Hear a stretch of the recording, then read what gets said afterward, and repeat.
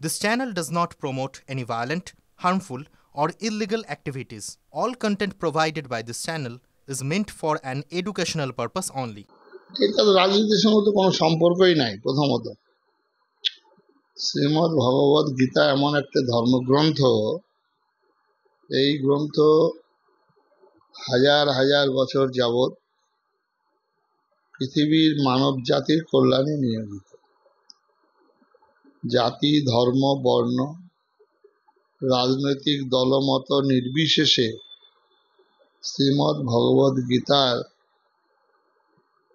পঠন পাঠনের জন্য আমরা আবেদন জানিয়েছি। বহু সংখ্যালঘু সম্প্রদায়ের মানুষ শ্রীমদ্ ভগবদ গীতা পড়েন। কেরালার রাজ্যপাল গোলাম নবী আজাদ, আরো বিশিষ্ট যারা মুসলিম, তারাও গীতা সম্পর্কে করেন। পৃথিবীর সমস্ত ভাষায় শ্রীমদ্ ভগবদ গীতা ট্রান্সলেট হয়েছে। এখন সনাতন হিন্দু ধর্মের কথা বললেই যে বিজেপি, এটা তো একটা হাস্যকর ব্যাপার। এখানে আমরা যারা আসছেন, জ্ঞানানন্দ মনীষী আসছেন, সাধ্বী রীতম্বরা জি, দিদিমা, এবং বাগেশ্বর ধামের ধীরেন শাস্ত্রীজি আসছেন। এখানে মূলত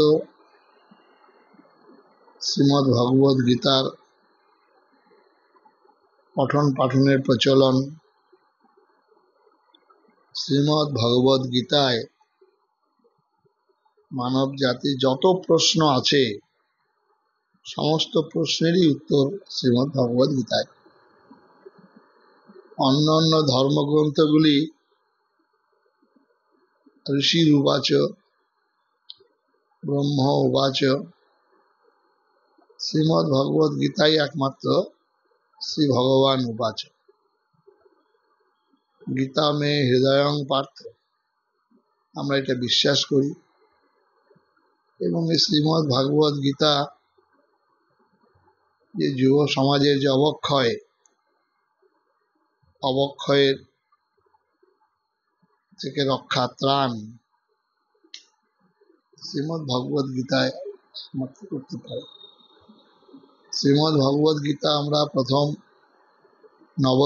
নবদ্বীপ থেকে ব্রিগেড থেকে উত্তরবঙ্গ শিলিগুড়ি, এবং প্রতি জেলায় জেলায়, গ্রামে গ্রামে এই পাঠ হচ্ছে। এবং এই পাঠের সঙ্গে সঙ্গে অনেকটাই পরিবর্তন পালন মানুষের জীবনে হচ্ছে। এটাই হচ্ছে আমাদের উদ্দেশ্য।